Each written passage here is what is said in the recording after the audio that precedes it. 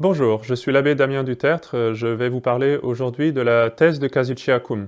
Vous êtes assez nombreux à nous avoir demandé, par l'intermédiaire des commentaires ou en discussion, euh, pourquoi est-ce que nous n'étions pas sédévacantistes purs et durs, disons, c'est-à-dire vraiment au sens complet du terme, mais pourquoi est-ce que nous avons cette position qui paraît un peu obscure à beaucoup de gens, qui est connue sous le nom de thèse de Kazichakun. Alors je voudrais en parler aujourd'hui.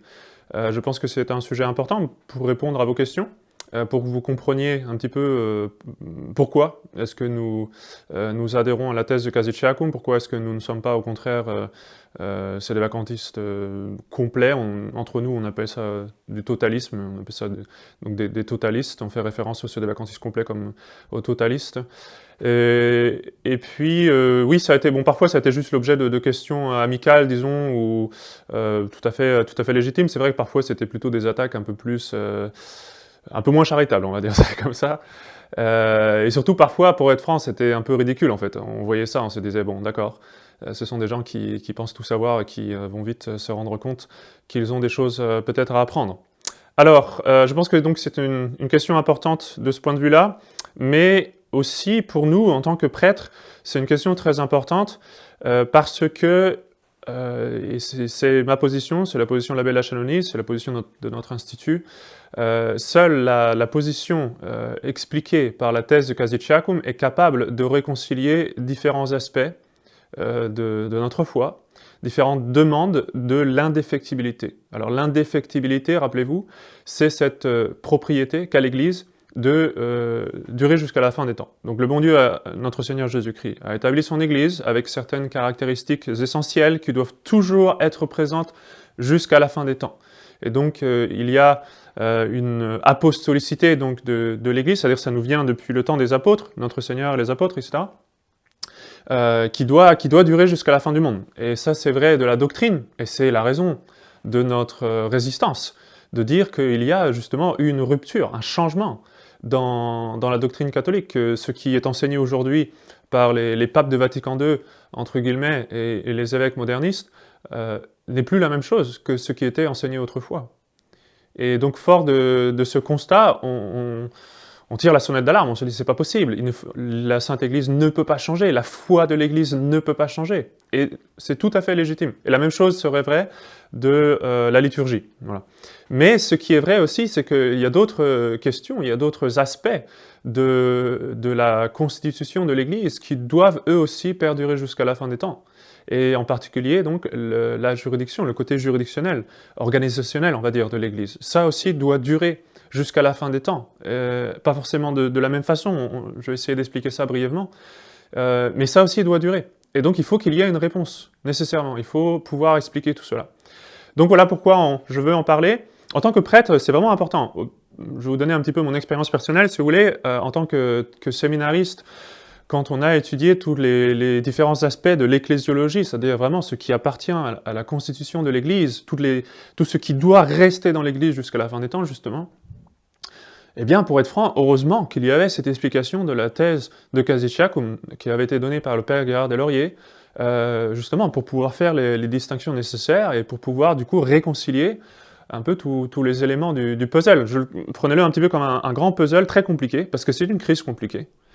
Et alors, vous avez des pièces de puzzle, et il faut toutes pouvoir les imbriquer. Alors si vous arrivez et vous dites, oui, celle-là, ce morceau-là, il va avec celui-ci, mais du coup vous vous retrouvez avec un truc biscornu, et c'est impossible après d'avoir l'image dans son ensemble, bon, vous avez fait une erreur, tout simplement. Donc il faut remettre les pièces d'une façon différente.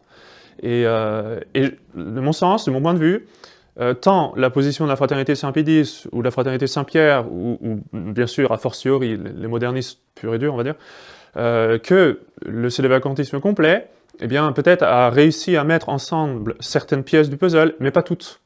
On ne retrouve pas toutes les exigences de l'indéfectibilité de l'Église. Il y a des côtés qui ça fonctionne mal. On voit que le puzzle, à la fin, tous les éléments sont pas là, il y a un trou, ou bien il y a un morceau qui dépasse sur le côté, vous savez, comme ça, là.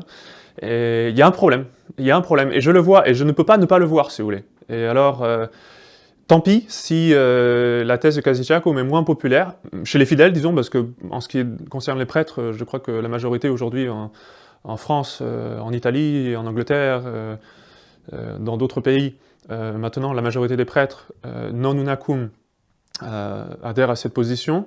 Mais tant pis si ça cause des certaines tensions parfois, ce qui est dommage d'ailleurs, parce que je pense qu'on devrait pouvoir discuter de tout cela charitablement, sans se crêper le chignon, entre guillemets. Mais tant pis, parce que je ne peux pas, si vous voulez, ne pas voir la vérité. Je ne peux pas ne pas voir le problème du slévacantisme total. Il est impossible, en fait, théologiquement. Il est impossible. Et ça va peut-être choquer des gens que je le dise comme ça, mais voyant justement toutes les pièces du puzzle, je vois bien que ça ne fonctionne pas, que ce n'est pas possible. Donc c'est pour ça que je voudrais parler aujourd'hui de la thèse de Kasiciacum. C'est important, comme je l'ai dit, de le faire dans l'esprit de charité. Alors, je sais que certains d'entre vous, peut-être, qui auront commencé à cliquer sur cette vidéo, ne sont pas du tout intéressés par l'idée d'essayer de comprendre un peu la thèse, ou de voir un peu notre raisonnement, nos arguments, etc. Bon, dans ce cas-là, écoutez, moi je ne vous force pas à écouter la suite de cette vidéo, je vous souhaite une bonne journée, et puis pour ceux qui le veulent, eh bien continuons en esprit de charité. Je voudrais commencer avec une citation de Saint Pierre, qui est tirée de sa première épître, où il nous dit ce qui suit. « Sanctifiez dans vos cœurs le Seigneur Jésus-Christ, étant toujours prêt à répondre pour votre défense à quiconque vous demandera compte de votre espérance, mais avec douceur et respect, ayant une bonne conscience, afin que ceux qui décrient la bonne conduite que vous menez dans le Christ soient confus de ce qu'ils vous calomnient. » Alors, j'ai choisi ce passage de Saint-Pierre, là, parce que il y a plusieurs enseignements qui sont très intéressants, surtout justement vis-à-vis du sujet dont je veux parler. Saint-Pierre nous dit que nous devons être prêts à répondre de notre espérance. Alors répondre de notre espérance, ça veut dire tout le côté apologétique, c'est être capable de défendre sa foi, de justifier pourquoi est-ce qu'on croit que notre Seigneur est Dieu, pourquoi est-ce qu'on va à la messe traditionnelle, etc. Pourquoi est-ce que l'on rejette les changements de Vatican II, tout ça, c'est important. Et tout catholique doit, chacun à son niveau, s'intéresser à ces questions-là. Eh bien, en tant que prêtre, si vous voulez, moi j'ai une responsabilité beaucoup plus grande de pouvoir répondre, pas seulement d'un aspect, mais vraiment de tous les aspects de l'ecclésiologie. Et donc, vous voyez, cette phrase de Saint-Pierre, elle me plaît beaucoup, parce que c'est un devoir, je le vois comme un devoir de ma part, de creuser ces questions-là. Alors ça ne veut pas dire nécessairement qu'on comprend tout, qu'on sait tout sur tout. On continue à creuser, on continue à mieux comprendre. Mais au moins, autant qu'on le peut, il faut absolument prendre le temps de se poser les bonnes questions et de pouvoir répondre à toutes les questions qui nous sont posées, à toutes les objections. Parce que vous voyez, les prêtres de la fraternité Saint-Pédis ou les prêtres de la fraternité Saint-Pierre, ils ne refusent pas d'être sédévacantistes pour ne pas être sédévacantistes. C'est-à-dire, pas juste parce que c'est un mot qui leur déplaît, ou vraiment ils aiment beaucoup Bergoglio, et tous les soirs ils allument une petite bougie devant l'image Bergoglio. Mais non, pas du tout, évidemment. Ce qui les freine le plus, c'est qu'ils voient le sédévacantisme comme une impossibilité théologique. Et en ce qui concerne le sédévacantisme complet, je suis d'accord avec eux. Je partage ce constat, que ce n'est pas possible qu'il n'y ait plus dans l'Église, non seulement qu'il n'y ait plus de pape, et qu'il n'y ait plus d'évêques, mais qu'il n'y ait plus d'évêques juridictionnels, mais qu'en plus, il n'y ait plus même la possibilité d'en avoir. Du point de vue de l'Église de la Terre, parce que beaucoup donnent la réponse que le bon Dieu du ciel pourrait désigner un pape, ou qu'il pourrait désigner un évêque, donner la juridiction, etc., etc. Bon, si vous voulez, ce sont des arguments peut-être qui peuvent vous consoler, mais théologiquement c'est impossible en fait. C'est-à-dire, bien sûr, le bon Dieu peut inspirer les cardinaux, peut désigner aux cardinaux l'élu qu'il veut, mais il faut quand même que dans l'Église reste ce pouvoir de désignation. Et je vais vous donner une analogie très simple qui va vous aider à comprendre, parce que parfois on nous fait l'accusation de restreindre, on va dire, le pouvoir de Dieu, de mettre des limites au pouvoir de Dieu. Si on dit, le bon Dieu, selon vous, le bon Dieu ne pourrait pas désigner un pape du ciel. Non, et c'est pas parce que je ne veux pas, le bon Dieu ne me demande pas mon avis, bien entendu, mais c'est parce que c'est la façon dont le bon Dieu a établi les choses. Et je vais vous donner une analogie qui va vous aider à comprendre. Le bon Dieu pourrait créer un homme à partir de rien, de toute pièce, sans qu'il ait de parents sur la terre. Il pourrait le faire, il l'a fait pour Adam. Voilà. Adam, c'était le premier homme, il n'a pas de parents. Bon. Mais maintenant, tous les hommes descendent d'Adam et Ève. Et le bon Dieu coopère d'ailleurs toujours à cette génération, hein, à cette procréation. Les parents procréent parce qu'il y a une partie qui est un peu qui ressemble à la création. Le bon Dieu infuse l'âme et les parents donnent la matière, ils forment le corps. Donc il y a un côté qui vient de Dieu, d'accord, ça c'est vrai, toujours, mais il y a un côté qui vient de l'homme. Et d'un point de vue humain, c'est surtout quand les parents conçoivent un enfant, que le bon Dieu donne l'âme. Alors, il faut donc nécessairement, pour avoir un homme, la coopération de Dieu avec l'homme. Aujourd'hui, ça se fait comme ça. Le bon Dieu, en soi, aurait le pouvoir, parce qu'il est tout-puissant, de créer un nouvel homme à partir de rien, qui ne descende pas d'Adam et Ève, mais il ne le fera pas. Il a voulu que les choses soient ainsi. Jusqu'à la fin des temps, tous les hommes descendront d'Adam et Ève. Ça a été vrai même de notre Seigneur Jésus-Christ. Et d'ailleurs, c'était important pour la question de la rédemption. Oui. Donc il n'a pas voulu que le bon Dieu descende, que notre Seigneur Jésus-Christ ait une humanité créée de toutes pièces qui descendent du ciel, mais non, il a voulu qu'elle descende d'Adam et Ève, avec toutes les vicissitudes qu'il y a eu. Si vous connaissez un petit peu la généalogie, depuis Abraham, même Adam si on veut, mais depuis Abraham jusqu'à notre Seigneur, ça ne veut pas dire que tous les ancêtres de notre Seigneur étaient tous des saints, loin de là. Mais en tout cas, il y a toujours une continuité, et l'Église insiste sur ces continuités. D'ailleurs, on lit cet évangile assez régulièrement, chaque année au minimum, de la généalogie de notre Seigneur. C'était très important pour montrer qu'il était vraiment l'héritier des promesses, et que c'était lui le Messie. Et donc, saint Matthieu insiste beaucoup sur cette généalogie. Bien, de même, il doit y avoir une généalogie, on peut dire, une succession permanente, depuis saint Pierre jusqu'à la fin des temps, en ce qui concerne la papauté. C'est-à-dire qu'un pape succède à l'autre. Alors, oui, il y a un élément qui vient de Dieu dans la papauté. Là aussi, vous voyez, dans la génération humaine, il y a deux choses, l'âme et le corps. Dans la production, on va dire, d'un pape, il y a aussi deux choses. Et justement, la thèse de Casiceacum utilise cette distinction de matière et forme, qui est une distinction traditionnelle, qui avait été donnée par exemple par saint Antonin de Florence, le cardinal Cajetan, saint Robert Bellarmine, etc., etc., on y reviendra une autre fois. Donc, une distinction tout à fait traditionnelle, que dans la papauté, il y a un aspect qu'on appelle matériel, c'est-à-dire qui vient des hommes, qui vient d'en bas. C'est-à-dire la désignation. Ce sont les hommes qui désignent quel est celui qui va succéder à Saint-Pierre. Et ensuite, le bon Dieu, lui, donne l'autorité à celui qui a été élu et qui accepte vraiment la papauté. Donc il y a une combinaison de ces deux choses, une coopération, on peut dire, un peu comme dans le cas de la procréation, il y a une coopération, et donc Dieu donne son autorité à celui qui a été désigné par l'Église. Mais il faut que dans l'Église sur la terre reste toujours la possibilité de désigner un élu, de pouvoir donner un pape concrètement, qui descende vraiment de Saint-Pierre. Si le bon Dieu désignait gratuitement du haut du ciel un nouvel élu, alors il ne succéderait pas à Saint-Pierre. C'est comme créer un homme à partir de rien. Il y aurait un problème, il n'y aurait pas eu de succession, il n'y a pas eu de généalogie, on peut dire. Donc là, c'est un problème qui relève de l'indéfectibilité. Et c'est assez clair quand on l'explique comme ça, mais s'il y en a qui veulent vraiment, parce que peut-être ils ne me prennent pas au mot ou ils ne comprennent pas, bah écoutez, c'est enseigné par exemple par le cardinal Franzelin, dans son livre sur d'ecclésiologie, où il le dit noir sur blanc, que dans l'Église, en temps de vacances du siège, doit rester une façon sûre de désigner son successeur, le successeur au souverain pontifical. Donc ça, et il dit, ça relève de l'indéfectibilité. Et c'est vrai. C'est-à-dire que si l'Église n'a plus cela, elle a perdu un de ses éléments. Qu'est-ce qu'elle a perdu? La papauté. Parce que là, elle n'a pas perdu seulement le fait d'avoir un pape, mais elle a perdu la possibilité d'avoir un pape. Alors oui, le bon Dieu pourrait lui redonner, mais ça veut dire qu'elle l'avait perdu. Comme, par exemple, l'Église ne peut pas perdre les sacrements jusqu'à la fin des temps. Alors oui, le bon Dieu pourrait redonner les sacrements. Il redonne le sacerdoce à quelqu'un qui n'était pas prêtre. Je ne sais pas moi, imaginez un ange qui apparaît, qui ordonne quelqu'un, etc. Mais dans ce cas-là, ça veut dire que l'Église aurait perdu le sacerdoce, ce qui est impossible. De même, quelqu'un peut dire, oui, ben, l'Église a perdu sa foi, mais elle la retrouvera.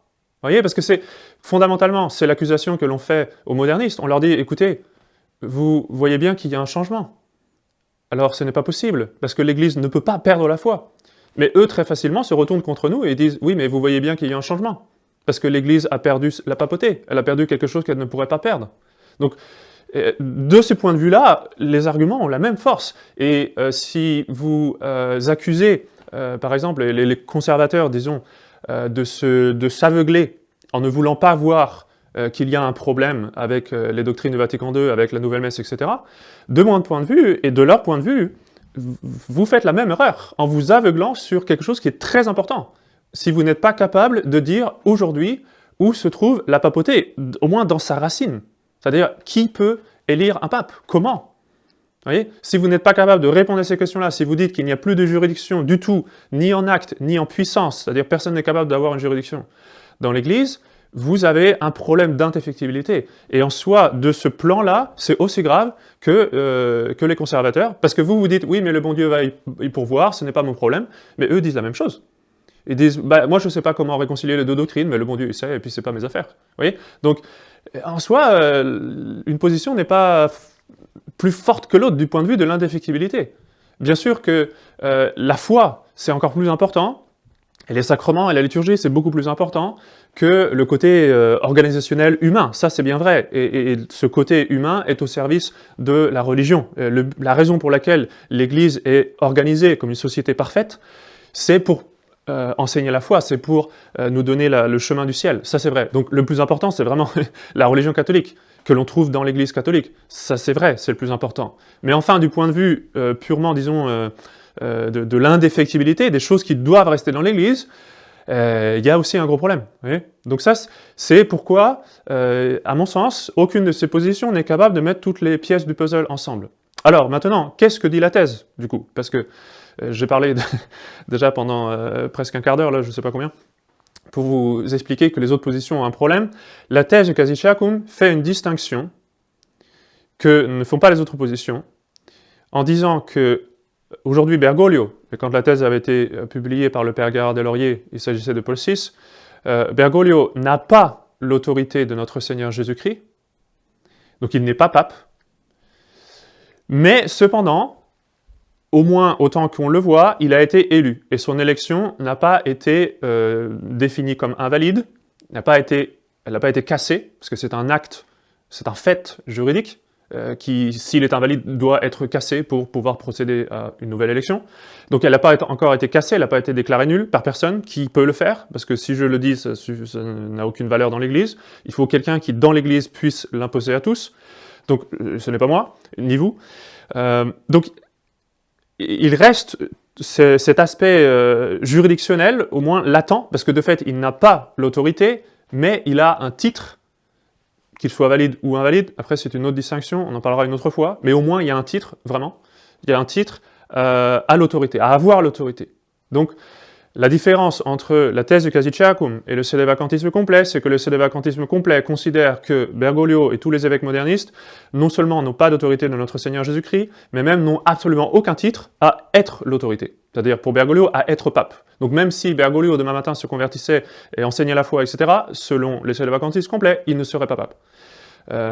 J'espère ne pas simplifier et déformer la position de certains, mais c'est ce qui me semble ressortir un petit peu de ce qui est communément dit. Non seulement ça, mais en fait, ils disent que tous ces gens-là sont tous des hérétiques, au sens le plus fort du terme, c'est-à-dire vraiment dans le sens canonique, parce que le droit canonique instaure différents degrés au niveau de l'hérésie. C'est-à-dire vous pouvez être coupable d'un délit d'hérésie, et vous n'êtes pas pour autant déposé, pas encore.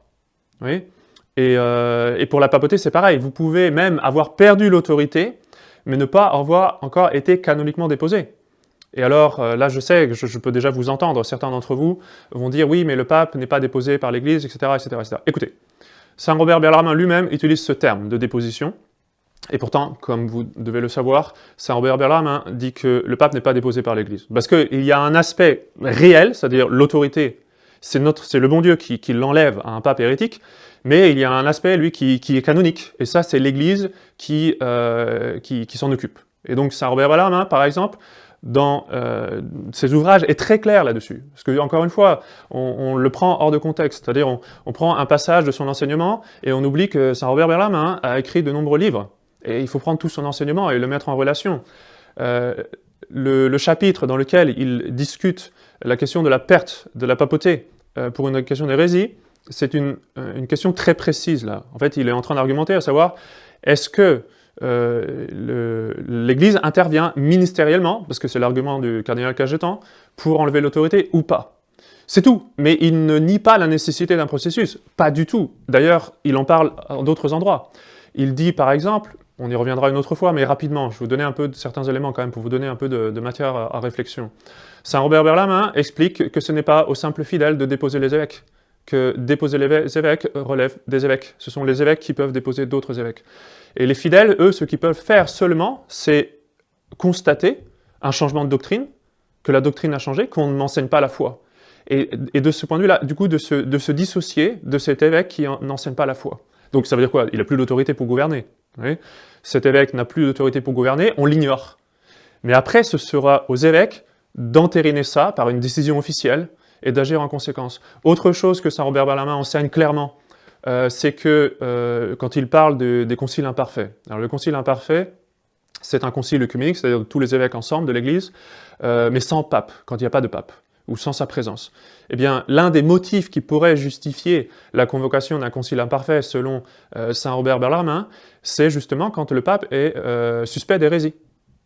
Donc il demande à ce que l'Église fasse quelque chose, qu'elle se réunisse et qu'elle constate qu'on a vraiment affaire à un hérétique pertinace pour pouvoir ensuite procéder à la suite. Et ceux qui ont commenté Saint Robert Bellarmine appliquent ces principes-là de façon très très claire. Et d'ailleurs, le Concile de Constance, en fait, suit les principes de Saint Robert Bellarmine, en fait, quand il a procédé disons, à la déposition de différents prétendants à la papauté, c'était vraiment en pleine conformité avec l'enseignement de Saint Robert Bellarmine.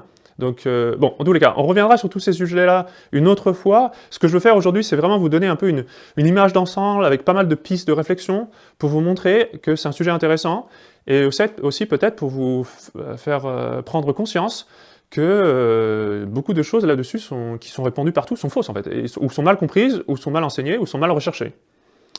Je pourrais parler de la bulle de Paul IV, par exemple, qui est un argument qui nous est présenté toujours comme, disons, la réponse à la thèse de Casiceacum. Et parfois, je l'ai vu même avec mépris, et ça me fait un peu sourire, honnêtement, quand je vois quelqu'un mettre dans les commentaires un commentaire un peu cinglant en disant « ces prêtres-là, ils n'ont rien compris, ils auraient mieux fait de lire la bulle de Paul IV ». Bon, je me dis « bon, écoutez, mon brave monsieur, ma brave madame, visiblement, vous n'avez jamais fait de recherche sérieuse sur la question ». Donc on parlera de la bulle de Paul IV, on parlera plus tard du droit canon, le canon 188, etc., comment il s'applique, tout ça, il n'y a pas de problème. Il n'y a pas de tabou, si vous voulez. Les prêtres qui adhèrent à la thèse ne sont pas en même position et ils font semblant de ne pas voir. Ah, la bulle de Paul IV, non, jamais entendu parler. Le canon 188, je ne connais pas non plus, non. Mais bien sûr qu'on a étudié ces choses-là, bien sûr qu'on les a recherchées. Et la conclusion à laquelle je suis parvenu, et d'autres prêtres aussi, c'est que les arguments qui soutiennent la position totaliste, c'est-à-dire le cédévacantisme complet, de mon point de vue, à mon avis, sont faux. C'est-à-dire ils ne sont pas vrais, ils ne sont pas vérifiés. Donc, la thèse de Casiceacum, ce n'est pas seulement quelque chose qu'on essaie de greffer, on va dire, sur le cédévacantisme. Parfois les gens pensent ça, ils se disent à quoi ça sert cette thèse? On a déjà le cédévacantisme, on n'a pas besoin de cette thèse qui un peu nous embête un petit peu. Il ne faut pas voir la thèse, c'est faux de la voir comme ça, la thèse de Casiceacum comme quelque chose de rajouté au cédévacantisme. En réalité, ce sont deux positions différentes, qui se rejoignent sur un point. Enfin, quand je dis que... On peut dire, disons, que ces deux positions sont cédévacantistes, au sens large, et après, vous avez une distinction très importante entre la thèse de Casiceacum et ce que je vais appeler maintenant le totalisme. Alors, la thèse de Casiceacum et le totalisme se rejoignent quand même sur les points essentiels, c'est-à-dire que Bergoglio aujourd'hui n'a pas d'autorité, que Vatican II est un concile faux, sans valeur, que la nouvelle messe est mauvaise, etc., etc., la question des consécrations, du nouveau rite de consécration épiscopale, en général on est d'accord là-dessus, j'en passe, c'est des meilleurs, il y a beaucoup de choses sur lesquelles on est d'accord. On est d'accord donc sur le constat de ce qui se passe, c'est-à-dire il n'y a pas d'autorité. On est d'accord sur tous les arguments qui relèvent de l'infaillibilité de l'Église, c'est-à-dire le souverain pontife ne pourrait pas enseigner ce que Bergoglio enseigne, un souverain pontife ne pourrait pas faire de fausses canonisations, ou rajouter au martyrologe romain un nestorien, un hérétique, c'est ce qu'a fait Bergoglio récemment, là. Un truc vraiment, c'est incroyable honnêtement, on est rendu à un tel niveau, c'est impressionnant. Bon, ça on est d'accord là-dessus, c'est absolument impossible pour l'Église de nous donner une fausse messe, une mauvaise messe, de nous donner une fausse doctrine, etc., etc. Donc tous les arguments d'infaillibilité, on les tient en commun. Mais ces arguments-là ne montrent pas la raison, ils montrent seulement un fait. C'est-à-dire, on voit que Bergoglio n'a pas d'autorité. On ne sait pas encore pourquoi. Là où la thèse de Casillas-Chiaccum et le totalisme ne sont pas d'accord, c'est la raison du pourquoi, et aussi après les conséquences. Donc en fait, il y a quand même pas mal de choses qui sont différentes. Donc du point de vue du pourquoi, et je développerai cet argument une autre fois, un peu plus en profondeur, mais le totalisme utilise l'argument de l'hérésie. C'est-à-dire que Bergoglio n'est pas pape parce que c'est un hérétique. Donc soit, dans le cas de Paul VI, peut-être il aurait eu la papauté, il l'aurait perdu à cause de son hérésie, ou alors il ne l'avait pas du tout depuis le début. Bergoglio, par exemple, n'aurait jamais pu recevoir l'autorité parce que c'est un hérétique public. Ça, c'est l'argument du totalisme. Et tous les évêques modernistes n'ont aucune autorité dans leur diocèse parce que ce sont des hérétiques publics. Ça, c'est l'argument du totalisme. Ce n'est pas le même que celui de l'infaillibilité. Ce n'est pas le même. Souvent, les gens le confondent. Et malheureusement, même ceux qui attaquent le sédévacantisme confondent ces deux arguments. Alors, je vais vous donner rapidement une analogie, parce que c'est un point important, là, je vais m'arrêter un petit peu, pour expliquer ça. Quand les théologiens discutent de la question du pape hérétique, ils considèrent la possibilité qu'un pape puisse tomber dans l'hérésie en tant que personne privée. C'est-à-dire, pas dans son enseignement à l'Église, pas dans sa doctrine, mais quand il est en discussion ou quand il écrit ses propres livres personnels, c'est-à-dire en tant que monsieur un tel, pas en tant que pape, en tant que monsieur un tel, qui est pape, d'accord, mais qui aussi est un catholique, comme tous les autres, qui peut parfois même être un théologien, qui écrit des livres de théologie. C'est le cas par exemple de Benoît XIV. Benoît XIV était un souverain pontife, il a aussi été un théologien très important, qui a écrit des livres de théologie. Et le fait qu'il soit pape n'est pas nécessairement une ratification magistérielle, on va dire, de tous ses écrits personnels, de tout ce qu'il a enseigné. Ça ne veut pas dire que toutes les œuvres de théologie qu'il a écrites, tout d'un coup, font partie de son magistère. Non.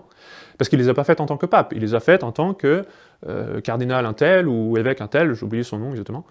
Donc voilà, donc il y a vraiment deux choses différentes. Donc, quand les théologiens étudient l'hypothèse, parce que c'était une hypothèse théologique, du pape hérétique, ils considèrent le fait que la personne qui est pape puisse tomber dans l'hérésie en tant que personne privée, et ils étudient les conséquences qui vont en découler. Alors, je vais vous donner une analogie, j'espère que ça va aider à comprendre. Le pape hérétique. Donc, dans la papauté, il y a deux choses, rappelez-vous. Le côté matériel, le côté formel. C'est-à-dire un homme qui a l'autorité de notre Seigneur Jésus-Christ. Donc ce sont ces deux choses. Alors qu'est-ce qui est hérétique dans le cas du pape hérétique? Pas la papauté. La papauté, elle, ne peut pas être hérétique. Et justement, c'est ce que nous voyons aujourd'hui, une papauté hérétique, c'est pas possible. Vous voyez, ce qui est hérétique, c'est l'homme. Un petit peu comme si on parle, mettons, d'un bon mécanicien. En fait, ce sont des principes de philosophie. Ceux qui ont étudié la logique, vous savez que je fais référence à la différence entre appellation formelle, appellation maternelle. Si vous ne vous en rappelez plus, allez voir, et puis ça va être très très clair. D'ailleurs, je pense que certains prêtres qui attaquent la position sédévacantiste feraient bien d'aller réviser leur logique, parce qu'ils font ce sophisme régulièrement, entre l'appellation matérielle et l'appellation formelle. Alors, le pape hérétique, le terme hérétique, quand on dit le pape est hérétique, le terme hérétique est appliqué à la personne, pas à la papauté. Quand je dis que quelqu'un est un bon mécanicien, par exemple, je dis que c'est un bon mécanicien parce qu'il est doué en mécanique. Dans le contexte, en principe, ça va être évident. Et peut-être que par contre, moralement, c'est une crapule. Peut-être que c'est un homme horrible, mais par contre, il répare bien les voitures.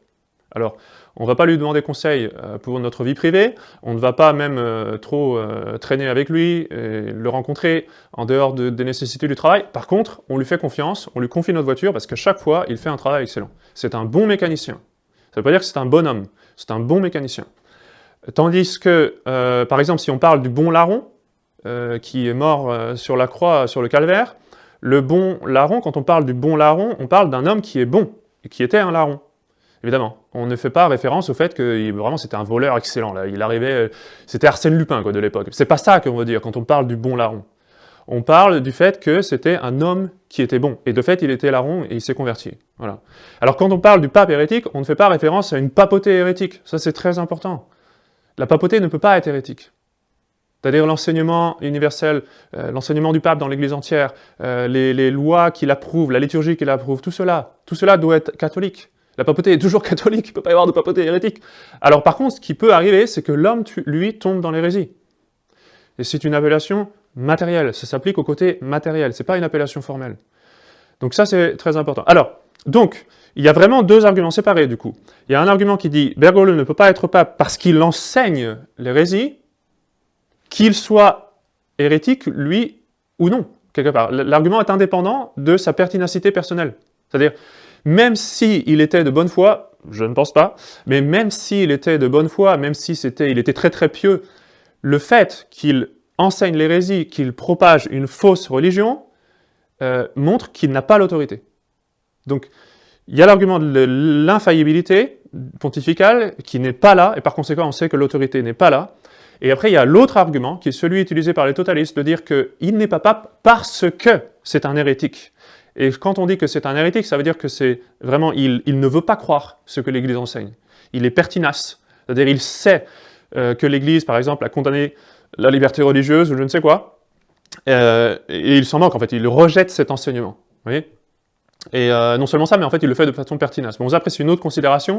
Pour que vraiment il y ait les conséquences canoniques que les totalistes disent qu'il y a, il faudrait en fait des déclarations, etc., qu'il n'y a pas. C'est le malheur dans lequel on est. Alors, tandis que la thèse de Casillas utilise l'argument de l'intention, qui est souvent très très mal compris. Il ne s'agit pas de l'intention personnelle, de se dire qu'est-ce qu'il pensait dans son petit cœur. Parce que vous pouvez devenir pape pour beaucoup de raisons. Vous pouvez devenir pape parce que vous êtes ambitieux, vous aimez bien commander aux gens. Vous pouvez devenir pape parce que vraiment vous aimez la liturgie pontificale. Vous trouvez que la soutane blanche est magnifique, le fait d'avoir une tiare sur votre tête, on prend en photo comme ça, là, ouf, là ça vous flatte beaucoup peut-être. Vous pouvez devenir pape, au contraire, parce que vous l'acceptez comme une croix, comme Saint Pilice l'a fait, parce que vous êtes un saint, et vous le faites vraiment pour la gloire de Dieu. Vous pouvez devenir pape pour beaucoup de raisons, et parfois l'intention n'est pas pure. Et ça, c'est l'intention personnelle. Elle n'est pas très importante. Vous voyez, le fait est que vous acceptez quand même de devenir pape. Et c'est de cette intention-là dont il s'agit. C'est le fait de vouloir quand même être pape. Vous pouvez être pape pour beaucoup de raisons, mais vous voulez être pape. D'accord ? Comme quand vous vous mariez. Peut-être vous vous mariez avec Madame Intel parce qu'elle a une famille très noble, etc., de grands domaines. Etc. Vous vous mariez avec Madame Intel parce qu'elle est très belle. Etc. Vous vous mariez avec Madame Intel parce que c'est la meilleure cuisinière de la Vendée. Il y a beaucoup de raisons pour lesquelles vous voulez vous marier avec Madame Intel. Mais le fait est que, de toute façon, vous avez bien voulu vous marier avec Madame Intel.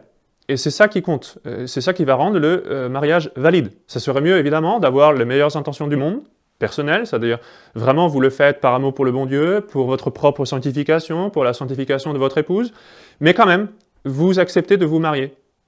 Donc il ne s'agit pas de l'intention subjective, personnelle, qu'on ne peut pas connaître, qui est intérieure. Il s'agit vraiment d'une chose qui est objective. Et si vous n'avez pas vu la vidéo que j'ai faite sur le serment papal, je vous conseille d'aller la voir, parce que justement dans cette vidéo, j'explique un peu tous ces principes-là, et notamment le fait que la papauté c'est quelque chose d'objectif que l'on doit accepter. C'est-à-dire quand quelqu'un accepte d'être le pape, il accepte d'enseigner la foi, il accepte de garder les rites traditionnels de l'Église, la discipline traditionnelle de l'Église, etc., etc. S'il n'accepte pas cela, il n'accepte pas ce qu'est la papauté. Il n'accepte pas, en fait, d'être pape. C'est une fausse acceptation. C'est ça l'argument de l'intention. Vous voyez ? Bon, là, je voulais résumer brièvement, parce que le but de cette vidéo, c'est vous donner un peu un aperçu général. Donc, et ça, c'est un principe qu'on retrouve en théologie. C'est un principe très commun, en fait, en droit canonique et en théologie. La question de l'intention, pas seulement pour les sacrements, mais même pour des actes canoniques. D'accord ? Dans le droit canonique, pour qu'un acte canonique, même un acte ecclésiastique légitime, c'est-à-dire un acte même qui ne demande pas de juridiction, comme l'élection par exemple, ou le fait d'être élu. Alors, pour qu'un acte soit valide, il faut que ce soit un acte humain. Un acte humain, ça veut dire que c'est un acte qui est fait avec conscience et consentement, c'est-à-dire intelligence et volonté. Vous êtes conscient de ce qui se passe et vous le faites volontairement. Il faut que ces deux choses-là soient présentes pour que l'acte soit vraiment humain et que du coup il a une valeur pour l'Église après. Donc voilà, bon, on reviendra un peu plus en détail sur tous ces arguments-là à l'avenir, mais voilà, je voulais juste présenter un petit peu les différences avec le totalisme. Alors là aussi j'y répondrai plus tard, mais d'ores et déjà je vais dire une chose par rapport à une objection assez courante.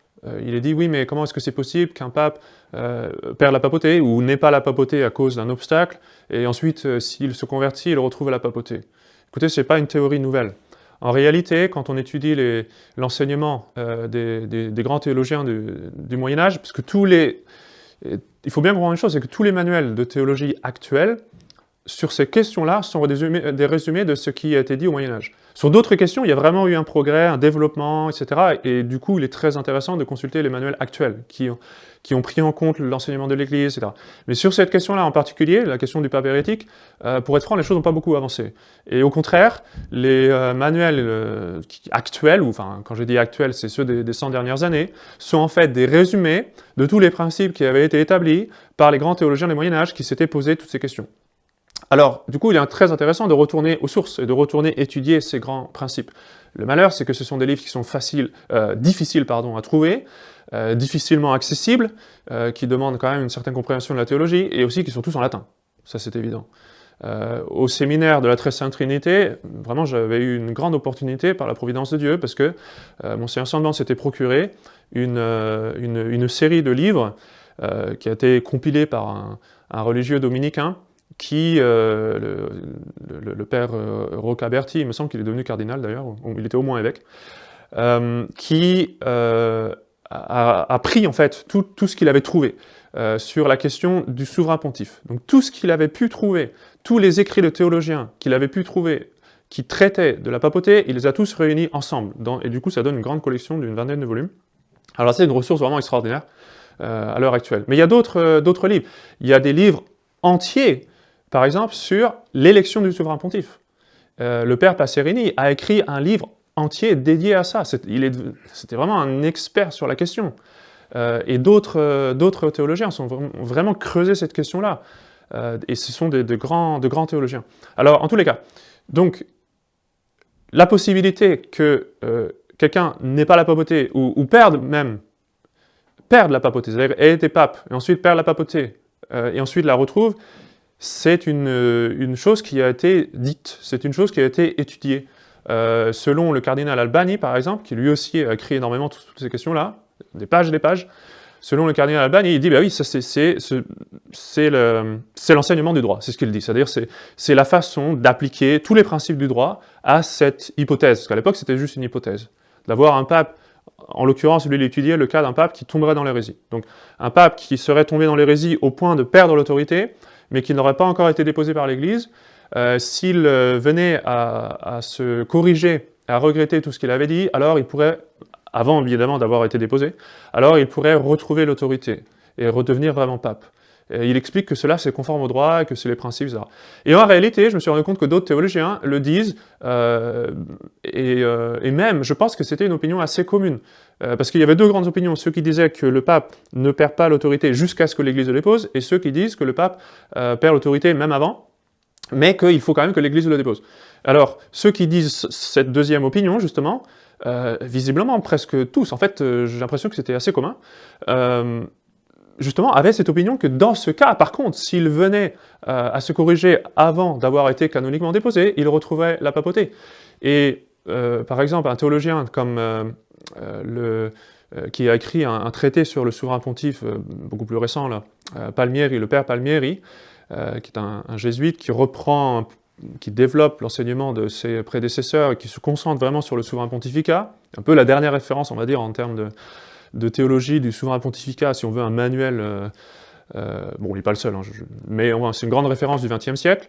Alors lui, il le dit très rapidement, il le dit qu'il suit l'opinion de Saint Robert Bellarmine, le pape qui est hérétique perd la papauté, mais s'il se corrige avant que l'Église le dépose, concrètement, alors il n'y a plus rien à faire. C'est ce qu'il dit. Il le dit de façon très brève, comme ça, en passant. Et c'est vrai que si on ne connaît pas tout l'historique, si on ne connaît pas toute la doctrine qu'il reprend, on passe un peu par-dessus cet enseignement-là, parce que c'est un résumé. Et c'est le problème des résumés.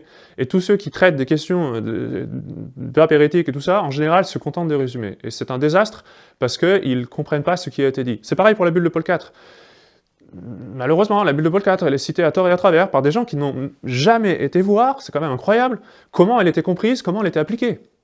Parce que s'ils étaient vraiment allés voir, j'avoue que c'est difficile par contre pour trouver, c'est vrai. Il faut aller dans les consulter des anciens livres qui sont difficilement accessibles. L'avantage aujourd'hui, c'est qu'on a Internet, et on a accès à des livres que le clergé des années 80 et 90 n'avait pas accès. Des anciens livres justement qui explorent toutes ces choses-là, et ce sont des livres de théologiens approuvés par l'Église. Donc, sur la question de la bulle de Paul IV, par exemple, mais une fois que vous avez vraiment creusé les choses, c'est tellement clair, et ça ne contredit pas du tout la thèse. Je ne vais pas en parler aujourd'hui, parce que ça m'emmènerait beaucoup trop loin. Mais voilà un petit peu toutes les choses que je voulais dire rapidement sur la question de la thèse, et pourquoi, à mon sens, c'est très important d'en parler. Du coup, j'ai un peu négligé de présenter un peu son histoire, alors je vais finir avec ça, rapidement. D'abord, pourquoi elle s'appelle la thèse de Kazytchiakoum? Bon, c'est une thèse de théologie, donc en soi, les thèses de théologie, il y en a à foison dans tous les manuels. C'est-à-dire, c'est un postulat de théologie, on va dire. C'est-à-dire, c'est un point de théologie que l'on va prouver. Et c'est pour ça que ça s'appelle une thèse. Thèse ne veut pas dire hypothèse. Quiconque connaît les manuels de théologie savent que les théologiens fonctionnent comme ça. Ils écrivent une thèse, et beaucoup de thèses sont de foi catholique. C'est pas du tout des opinions. Donc il ne faut pas s'imaginer que parce que ça a le nom de thèse, que ça veut dire que c'est une option, c'est pas du tout ça que ça veut dire. J'en fais pas un dogme non plus, parce que je n'ai pas l'autorité pour le faire. Donc c'est une thèse de ce point de vue-là, c'est-à-dire c'est un point que le théologien va prouver. Et donc le père Gaillard-Deslauriers, qui avait vu un peu la complexité du puzzle, je reprends mon analogie de départ, il avait vu toutes les pièces du puzzle qu'il fallait garder ensemble, c'était vraiment un casse-tête chinois, si vous voulez. Et donc il a pris le temps de réfléchir. Le père Gaillard-Deslauriers est un grand théologien, un des plus grands théologiens du XXe siècle. À mon point de vue, même peut-être le plus grand, du XXe, et peut-être même un peu plus, mais enfin bon, c'est une autre histoire.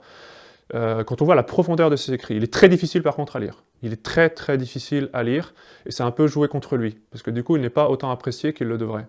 Mais il traite en fait, toutes les questions de théologie qu'il aborde, à chaque fois il les traite avec une profondeur qui est vraiment incroyable. Et donc en tous les cas, ce dominicain, qui avait été professeur à l'université du Latran, quand même, dans les années 60, voilà, l'université la plus importante du monde catholique, donc il était professeur de théologie là. Le père Gaillard-Deslauriers a pris un peu de temps pour réfléchir à cela dans le calme, et c'est pour ça qu'elle a pris le nom de thèse de Kazytchiakoum. Ça fait référence en fait au nom de la revue dans laquelle elle est apparue la première fois. Elle est parue dans les cahiers de Kazytchiakoum. Donc je tiens le premier numéro ici. Et donc Kazytchiakoum fait référence à une ville qui est au nord de l'Italie, au nord de Milan. Aujourd'hui ça s'appelle Cassago Brianza. Donc fait référence à une ville au nord de l'Italie dans laquelle saint Augustin s'était recueilli et avait réfléchi à des questions théologiques difficiles. Et dans le silence, il avait trouvé des réponses importantes. Et donc le père Gaillard-Deslauriers, qui avait une grande dévotion à saint Augustin, a voulu imiter, on va dire, et de fait je pense qu'il a bien réussi, a voulu imiter cette retraite de saint Augustin. Certainement il a prié saint Augustin, ça c'est évident, pour trouver justement la réponse, pour être capable de mettre toutes les pièces du puzzle ensemble. Et donc il a rédigé la thèse de Kazytchiakoum, parce qu'il s'appelle la thèse de Kazytchiakoum. Elle est parue d'abord donc dans ce premier numéro, qui date de mai 1979. Le père Gaillard-Deslauriers avait déjà réfléchi à ces choses-là les années précédentes. En fait, il était, pour la petite histoire, il était déjà non unacum avant la publication de la Nouvelle Messe, donc déjà en 1969. Mais justement, je parle de l'unacum là. En fait, cette publication vient pour répondre à un besoin pratique, à une question pratique. Puisque le texte, c'est « Le siège apostolique est-il vacant? Lex orandi, lex credendi ». Donc, la loi de la prière doit suivre la loi de la croyance. Elle doit manifester ce que l'on croit. Et donc, il s'est posé une question très pratique, qui était débattue entre les prêtres, et à laquelle le père Gaillard voulait apporter une réponse, de savoir est-ce qu'il fallait, oui ou non, citer Paul VI au canon de la messe? Est-ce qu'il fallait, oui ou non, réciter l'oraison pour le pape à la messe, ou au vêpres, ou au salut, etc. Et donc, en fait, elle avait une application très pratique dès le début, si vous voulez. Il a voulu expliquer l'absence d'autorité pour pouvoir ensuite expliquer pourquoi il ne faut pas être unacum Paul VI, en fait. Donc ça avait une application pratique, mais dans le premier cahier, il explique en long et en large l'argument, justement, du manque d'intention de la part de l'élu, nouvel élu. Mais le père Gaillard-Deslauriers a écrit sur beaucoup d'autres sujets. C'est celui qui a écrit c'est le contributeur principal, parce que c'est pas lui qui a fait la rédaction finale, mais c'est le contributeur principal du bref examen critique. Après, il y a eu des retouches par une dame italienne, c'est elle vraiment qui l'a mis en forme du point de vue littéraire, on va dire, mais du point de vue théologique, c'est le père Gaillard qui en est l'auteur. du bref examen critique, qui a été signé ensuite par les cardinaux Ottaviani et Bacci. Mais donc dans les années 70-80, il a continué à s'intéresser au problème de la nouvelle messe, et il a laissé un ouvrage inachevé, qui s'appelle « Réflexions sur le Novus Ordo Missae », que j'ai là, qui a été republié récemment par Sodalicium, donc les prêtres de l'IMBC, qui est une analyse vraiment très profonde sur la nouvelle messe. Alors lui, il se concentre surtout sur l'aspect théologique, doctrinal, etc. L'abbé Cecada, dans son livre sur la messe, regarde beaucoup les applications pratiques. Donc c'est le livre de l'abbé Cecada qui est beaucoup plus accessible, et qui est très important, c'est un excellent livre, évidemment. Le père Guérard, lui, est beaucoup plus difficile, et il regarde les choses plutôt du point de vue de la théologie spéculative. Alors c'est beaucoup plus difficile, c'est vrai, donc je ne vais pas nécessairement recommander à tout le monde de chercher à le lire, à le comprendre, mais pour ceux qui vraiment veulent creuser cette question, alors là c'est vraiment le meilleur livre sur la nouvelle messe, de très loin. Et pourtant, j'ai beaucoup d'estime pour le livre de l'abbé Cecada. Les deux se complètent d'ailleurs, il faut les deux. Mais le père Guérard des Lauriers est vraiment très impressionnant dans son analyse. Alors ce qui est assez comique quand même, c'est que ce livre en fait est paru avec une préface de Monseigneur Lefebvre, qui avait écrit une lettre qui date du 2 février 1977, où il louait les travaux du père Guérard, en disant « Qui mieux que le révérend père Guérard des Lauriers peut apporter une contribution avertie à la solution de ce problème, qui toutefois demeure encore à l'étude, c'est-à-dire le problème de la validité de la nouvelle messe. » Bon, vous pourrez vous regarder par vous-même. Mais bon, c'est intéressant pour la petite histoire. Donc c'était avant que Monseigneur Lefebvre se sépare du père Guérard des Lauriers, puisque finalement il va le mettre à la porte du séminaire où le père Guérard des Lauriers enseignait la théologie, justement par rapport à la question de l'unacum et de la thèse de Casiciacum que Monseigneur Lefebvre a rejetée. Donc voilà, j'espère vous avoir donné quand même une vue d'ensemble, on va dire, sur ce qu'est la thèse de Casiciacum. J'espère vous avoir fait comprendre un peu pourquoi, pour moi, elle est importante, et aussi pourquoi est-ce qu'on y adhère, c'est-à-dire qu'en fait, en tant que prêtre, et surtout connaissant les principes théologiques en jeu, je ne peux pas me satisfaire ni de la réponse de la fraternité, Saint-Pédis, ou ni de la réponse de la fraternité Saint-Pierre, ou des communautés Ecclesia Dei, mais ni non plus de la réponse donnée par le sédévacantisme complet. Théologiquement, si vous voulez, je le vois comme quelque chose qui est impossible. Et ça, j'espère que ceux qui me regardent vont comprendre cela. Vous voyez, et je pense que les arguments du totalisme, en fait, même sont faux. Et je vais expliquer en long et en large. Si Dieu veut, on aura d'autres vidéos sur la question, un peu de tous les arguments que j'ai brièvement résumés dans cette vidéo. Donc j'y reviendrai.